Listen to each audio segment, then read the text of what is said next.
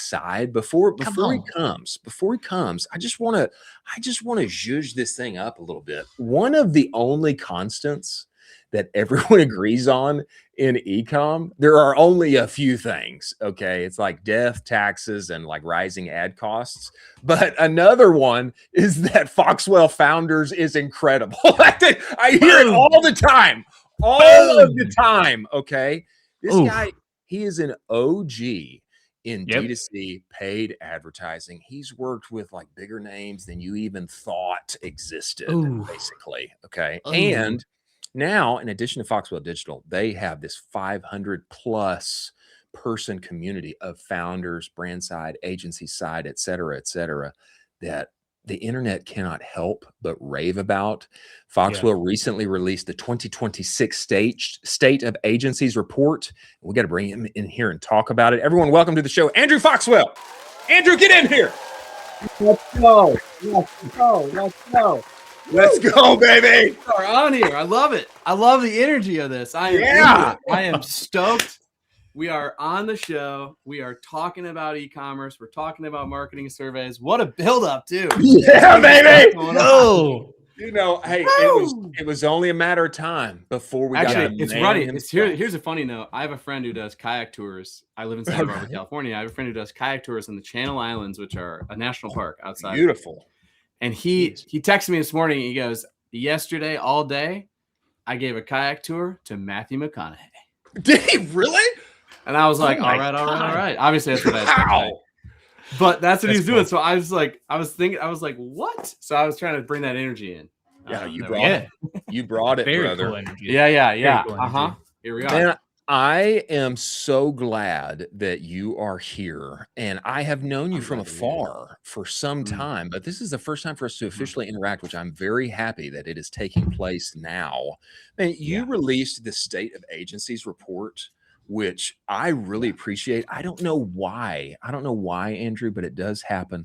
There's kind of this like aura about, agencies. They're like the dark side of the force, they're kind of on the dark side of everything that we do. But I appreciate, man, you bringing this to light and also being an advocate in a good way for agencies. And the biggest thing that stood out to me, just from first blush, is the number one challenge right now for agencies, that being pipeline lead flow. And the number one way for people to still get leads is word of mouth. It's just positive word of mouth. And my wonder when I saw that, I feel like this is the always problem. I feel like this is always the case. And why has AI not made this a no-brainer now, where everybody can have all the leads? Just give me your perspective on that still being the number one challenge. I mean, I think what happens is a lot of these agency owners come in and they have built a business on referrals, and everybody likes that, and they have let's say some couple of people that then keep referring them to their friends, and then they look at it and they have 3-4 employees or 5 employees. Or a guy I talked to yesterday, I do a lot of agency coaching as well with members. He has 14 employees looking to grow, right? And he's like, I need a system. And so his number one issue is lead flow, because he needs to, he wants to bring on, largely stateside talent, which is great. He lives in Texas and he wants to grow this thing. Yeah. And everybody has it. I mean, it's like you need to have this constant lead flow. And if you look at those people that, let's say, aren't in that percentage of people that, lead flow is the number one issue, what's the difference between them? Predominantly, it's that there's some sort of lead connection. They have a connection into some holding company or a private equity that has a whole, you know what I mean? Or there's a connection into somebody that has those. That's like their person that funnels everything towards them. I see. It's rare that you meet an agency that says, at least in the Foxwell Founders, because we don't have a lot of people that do, it's funny enough, right? A lot of people that do ads on their own for their agency. A lot of our folks are doing great work, and the referrals keep coming, and then they want to grow, and they've got to spool up a system. And that's done via a lot of ways. But it's rare that you'll have someone that'll be in the Foxwell Founders and will be doing a paid ads funnel, for example, right? If you went into another community, like there's other communities out there for agency owners, common that their biggest thing is they're going to teach you how to run lead ads, funnels, and stuff like that. That's not our people necessarily. So I think ours probably skews high in terms of lead flow being the issue. Because it's so many of these good people doing good work around the world. I mean, we represent 30 countries. We have members in 30 countries. Crazy. It's like they're doing good work around the world. And then they're like, oh yeah, I want to grow. Like, how do I grow this? And then they got to build a system. And we typically lean away from more of the paid stuff, which isn't bad. It can be good-ish, but it doesn't necessarily build as much of a long-term result for agencies that are of the ethos of the people that are the Foxwell Founders. Wow. What do people do, Andrew? I mean, if we're leaning away from paid ads and deal flow, pipeline is the problem. What do we do? Yeah. I mean, if you look at people that are successful that haven't done paid ad funnel type stuff, predominantly what they're doing is, let's talk about in the last year, they're doing a lot of things with content marketing. So, they themselves are out there, they're building great content that's useful to people. I have one guy that, they have, I don't even know how many people he work for him now, but let's say it's over 50. It's a lot of people. And, before he paid himself a salary, he hired 3 marketing people to be building content to put out, right? And they're putting out white papers, they're putting out content, they're putting out, videos, they're doing a podcast, they're doing a lot of that. Incredible. They're bringing in prospective clients to interview, and then they're talking to people. I always tell the story, but I had this guy one time I knew, and he was an expert on innovation. And it was interesting. Like, he would be paid like $20,000 to go to IBM and talk about innovation, how they innovate in the department. And I asked him one time on a bike ride, I said, how do you stay on top of this? And he goes, oh, I just talk to like 10 people a week that do innovation. All right. All right. So like, this is exactly what I'm saying. Like, you're going to get leads. It's like, just bring on people that are doing the work, talk to them, get ideas from them, and then have this frictionless flywheel in terms of content.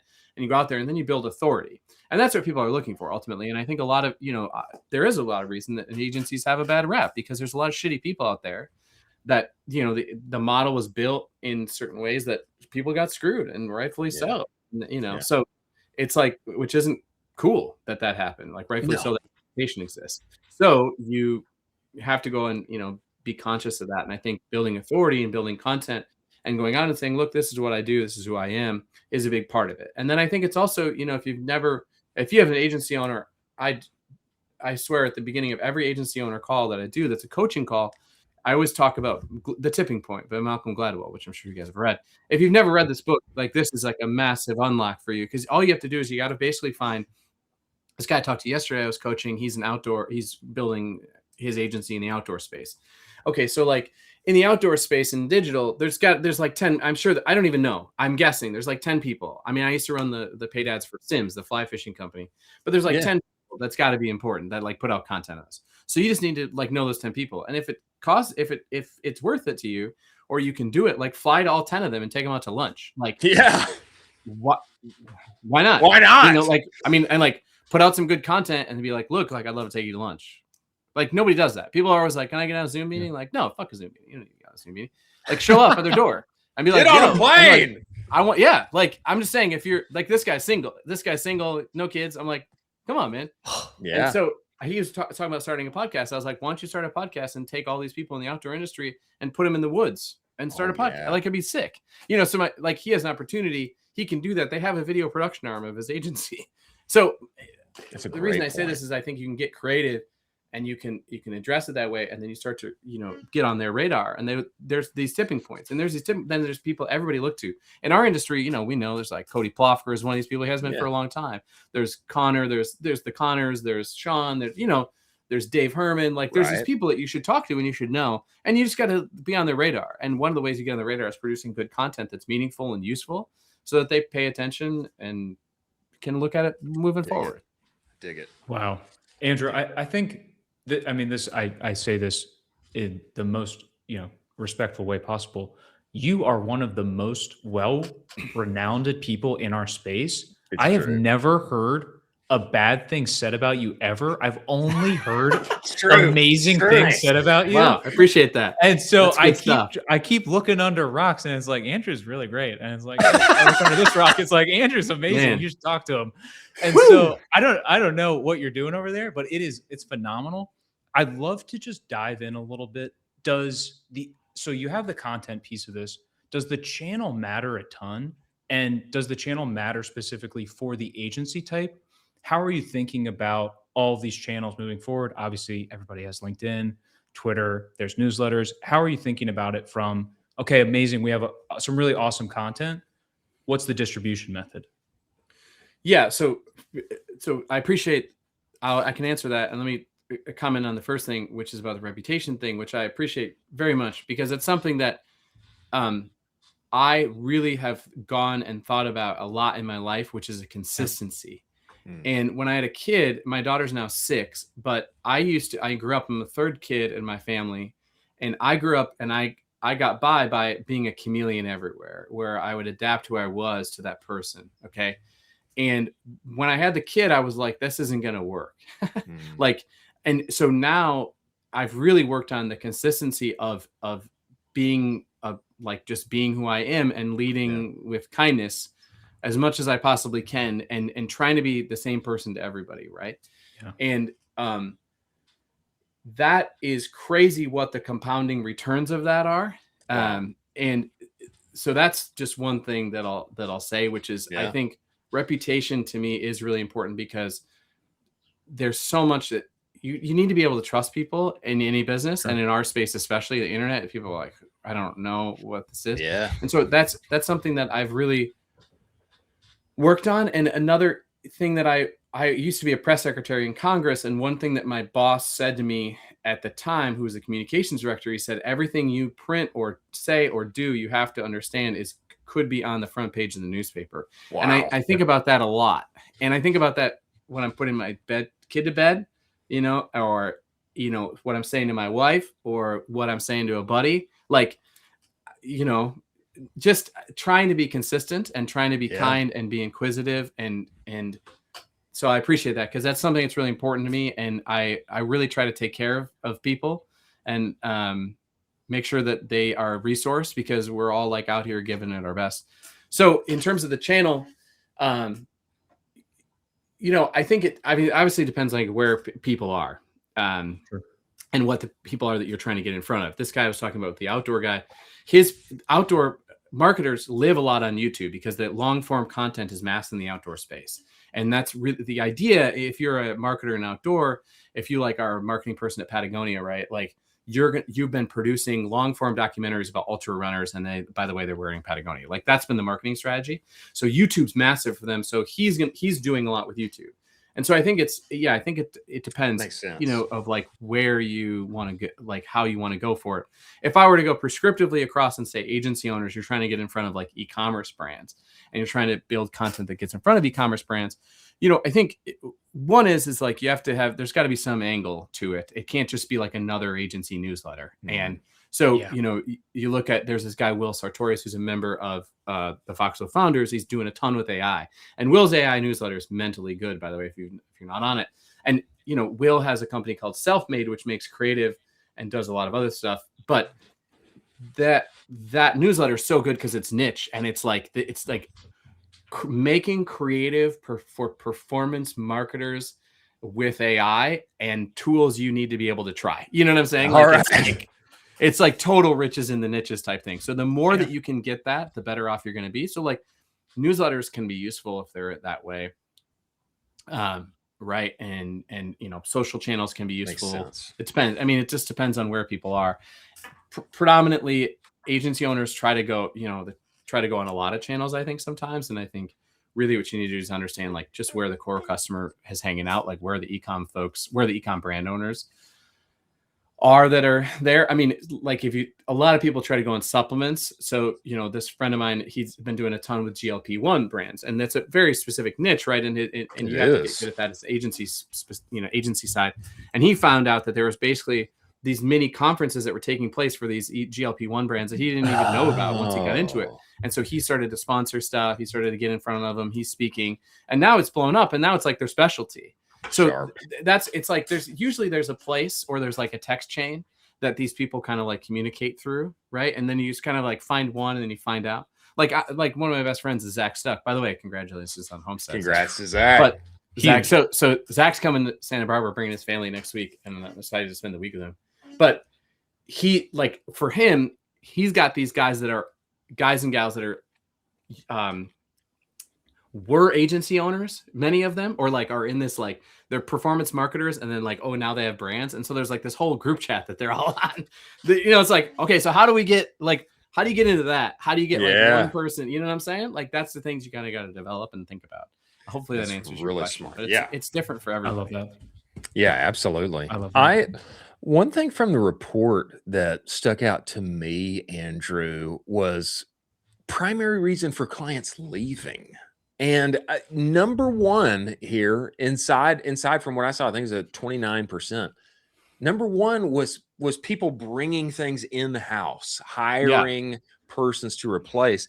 Number one, that's shocking to me because many times when I've seen that happen, it does not go very well. That's and maybe I'm biased. Maybe I've got a certain sample size that isn't fair and appropriate. But number two, the reason for bad performance, leaving for bad performance, was way down there, much lower than I expected. Only 16-ish%. Yeah. That is the common trope, is people cannot find, I just need an agency to do good for me. Surely one exists. I've gone through 5. Why can't I find anybody that does well? I mean, were those results shocking for you? They were surprising for me. Oh yeah, no, definitely. I mean, yes and no, but a lot of it was surprising, honestly. I think the one is, I think, again, because the Foxwell Founders are a really great group of advertisers generally, and 60% of our group, about 65% is agencies and agency employees, and then the rest is all people in-house at brands or brand owners. Okay, and so there definitely is a trend of insourcing and in-housing, and I think that's true, and people believe that they can have a better person that's dedicated to it, and they don't like that if an agency is working on it, there could be other things that person is doing. And they look at the agency fees as they start to scale, and they say, look, so in terms of has it been successful, it very much depends on what you're looking at. I think that many times brand owners that try to insource or in-house, we'll just call it in-housing instead of, so I don't say both things, they have the wrong playbook or expectation around what it takes to keep that person resourced so they can grow and do what's necessary in the accounts. So they almost build an insular world around them and it should be the inverse. It should be this person, if they're in-house, if they're a Connor Rolane, for example, has to be constantly thinking and testing and iterating, and that's a huge part of the job, because to do this well, that's the competitive advantage of an agency. And what happens when they bring it in-house is it becomes much smaller. So I think that's something to say, and it is surprising, and I don't think it's wrong. I mean, I think brands can do this well. It's just a matter of how they're resourcing the team and how they're taking care of their people, to understand that to do this well, you have to first understand nothing, Jon Snow. You have to break in, you gotta just keep on it, because that's a huge part of it. And I think a lot of times when people go in-house as a growth director, they say, I'm the growth director now, you don't understand, here I go, look at me, and it's that's fine. And I think taking ownership and leadership is big, but it's also understanding that there has to be a constant innovation to keep this stuff right, because and that's why a lot of people that will come into the founders that are growth directors or whatever, or brand owners, and they'll say, oh yeah, I want to resource my person this way. So yeah, anyway. Interesting. Very interesting. So, I mean, taking leads aside, say, agency owner comes to you, hey, we got a great book of business, we're rocking and rolling.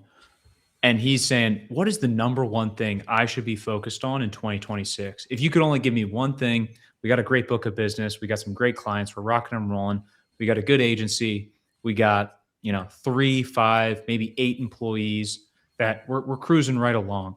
What should I be focusing on as the agency owner myself? I mean, the first thing that comes to my mind is creative systems.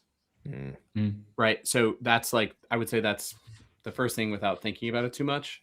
Another thing that comes to mind is like profitability, right? And making sure that you really know your business. People try to hire in agencies too often to like have, because it's growing, and so they hire, and then they're like, wait, I'm not making that much money. So there isn't a lot of focus on that, as there is in any business. But let's talk about creative systems. Creative systems are really interesting because creative is obviously the way that you unlock growth in so much of D2C world now. So the more that you can understand and build the creative systems within your agency, and give people the freedom to think creatively, and also, unlock new personas for clients, that's going to be a massive lift for you. That's going to allow you to unlock performance for clients. A coaching client that I had this week was having a challenge because they have a person who's doing a position that's a growth strategist, and that person is pulling the levers on Meta, and that person is also communicating with the client and is also doing the creative briefing and creative strategy. And that's really challenging, obviously, to do long term. There is a creative strategist that they're working with occasionally, but that obviously that can't work, because so much of the lever now is on the creative. So I think the more that you can focus on and develop the creative systems and making sure that you're dialing those in, and iterating and testing, right, on everything from creative type to unlocking new avatars to persona development to looking at customer feedback and incorporating it in what you're doing with your ads. I mean, it's all this type of stuff. Like, how are you building that system, and what does that look like in your agency? I think is a huge one. That will, because that's going to solve a lot of other things. If you're able to go into client conversations and say, look, we can see that your net new reach is down because you haven't brought in new creative for a long time. Yeah. That's something that's really obviously going to make a big difference. If you can walk in the door with a cracked creative system, that's going to go a long way. That's going to go a long way. In this Absolutely. Man, we really appreciate you making the time and coming on here, Andrew. But you cannot go. You cannot leave ever. No, I'm kidding. You cannot leave until you tell us why people love Foxwell Founders so much. Because I hear it raved about all the time, and I've heard it raved about for years. And just tell us about it. What is it? What happens there? I think there are some IRL gatherings. I think there are, but man, tell us why people love this thing so much. Yeah. So Foxwell Founders was born 5 years ago at this June, and in the attic of my old house. And it was born because I really felt lonely in the work that I was doing. And I felt like there was an opportunity for me to connect a lot of the people that I was chatting to via text or a private Slack group on a regular basis. Yeah. And so that's where, that came about. So where it's manifested today, essentially what it is it's multiple content databases. It's 5 to 10 calls a week on different topics. Wow. It's, and then it's the Slack group, and then it's in-person meetings. And then there's other things like, we have an AI bot that surfaces content, and is refreshed daily from what's been happening. So that's a big, that's a kind of what that is now. So, it's 550 members, 30 countries. We spend $500 million a month just on Meta. Crazy.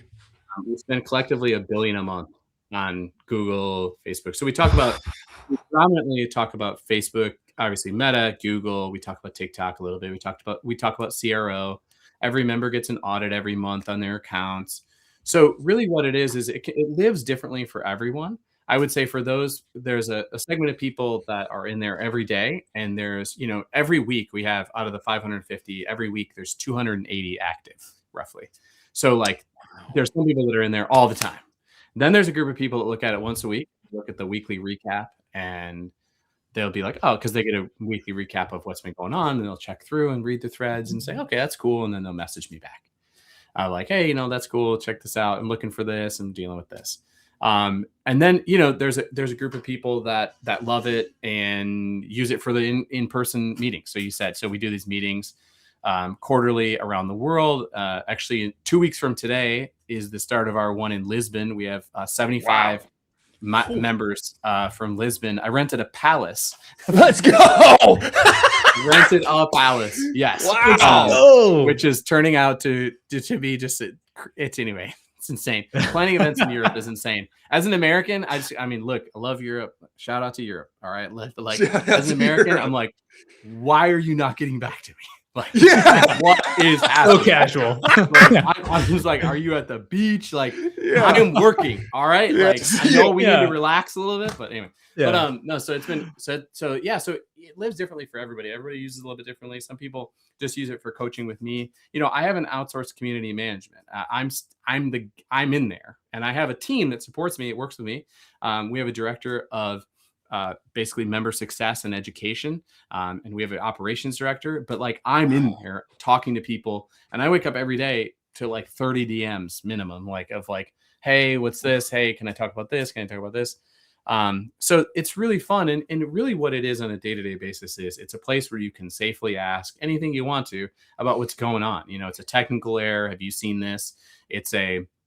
I'm thinking about this way in terms of a rebuild. I've got this, I've got this, I've got this. Does it make sense?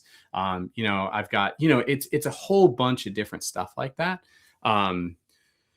That is a place where people can come and get advice and connect, you know. And I mean, crazy statistic is there's like some crazy, I mean, I have to look at the analytics. We just got a new analytics thing, but like a month ago, it was averaging that there was 400 DMs every week being sent between members. Wow. So there's like a ton of just like back channeling of like, oh, I'm in here because you know, some of these legends like Rock or Phil Keel or, you know, people that I'm sure have been on the show. And so, you know, you're able to message them and say, hey, what do you think about this? Have you seen this? That kind of thing. And their answer, because that's sort of this idea is like, you're in it and you're also, you know, you give and you get. Yeah. As part of it. So that's really what it is. You know, if you're an online marketer and you're looking for a home that feels good, you can apply foxwellfounders.com. But yeah, it's a ton of fun. We have an 88.5 net promoter score. So my whole thing was when we were into it 1 year, I said, I'm not going to build this unless we build the absolute best. And so I've tried to like have the mentality. I went and studied like Bentley and Ritz-Carlton and, you know, all these sort of like luxury hotel groups, LVMH, and like what they do and what they did for customers. And we've tried to have that. Like we had a member who had something happen health related wise, and we sent a chef to his house to make him food. Wow. Like that's the kind of stuff that, and he's given a lot in the community, but like, that's the kind of stuff that we do as well, to just take care of folks. And we just started a program this year where every member gets to be entered into a drawing. I'll fly them to Santa Barbara from wherever they are in the world, and we hang out for a couple of days.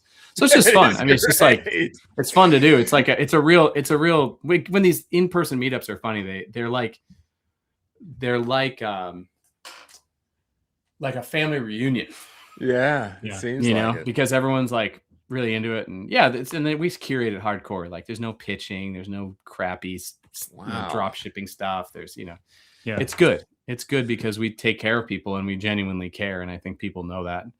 And because of that, we get into really crazy personal conversations too with people. People message me like, hey, I've got this issue with personnel, got this issue going on in my business. I'm really scared. I had a member message me a couple weeks ago, or it was a month ago, about, hey, you know, things are really rough. I don't know what I did. The profitability is way down. We lost a bunch of clients. Like, where do I go? And I was like, all right, so here's some options. Like, that's okay. Like I've been at the bottom. Like, I mean, when we had our agency, when it was the height, like I fired our entire. I lost him. I was like so burnt out. Like I knew that if I had to start over. So anyway. Wow. I let transparency is big. I mean, that rings so many bells, and it sounds like you have developed the Rolls Royce, the Bentley of e-com communities, man. And I mean, that totally makes sense. Wow. So robust. I didn't know 5-10 calls per week. That's crazy, man. That's incredible. Yeah. We yesterday had 3 calls just on Claude, and then Claude was down. I was like, all right, that's awesome. We'll go ahead and reschedule those little babies, and we're going to put those next week. That's awesome. But, you know, I mean, the best intentions. But, like, yeah, we have, like, it's crazy. Like, there's like a women in e-com channel. I'm not even in the channel. Like, I'm not allowed to be in it. And there's, like, they chat. They have their own calls. There's brand owners that have their own calls. We have a call tomorrow that's we have a verified agency channel that after a while you're in there, I get to look at your accounts and can say like, you're legit, and I review things, and then you get added to this. And so we have a off the record call with them, non-recorded, where they're all talking about their internal creative systems at their agencies. Incredible. It's like little stuff too for like small spenders. We have a small spenders call that happens. So it's fun. I mean, it's supposed to be it's supposed to resource people as much as they possibly need to be taken care of, to be able to do your job and feel less alone. Love it. Wow. Value on value. Andrew, That's man, huge. we appreciate you coming on the show and all that you do for the space. I think everybody needs to go apply. You may not get in, but everybody needs to go to foxwellfounders.com and see if they can. And then we appreciate the content and all that you put out here. And we look forward to having you back, brother. For sure. Yeah, thanks for having me on, guys. I'll look forward to the next time. All right. Appreciate you, man. All right, guys. Take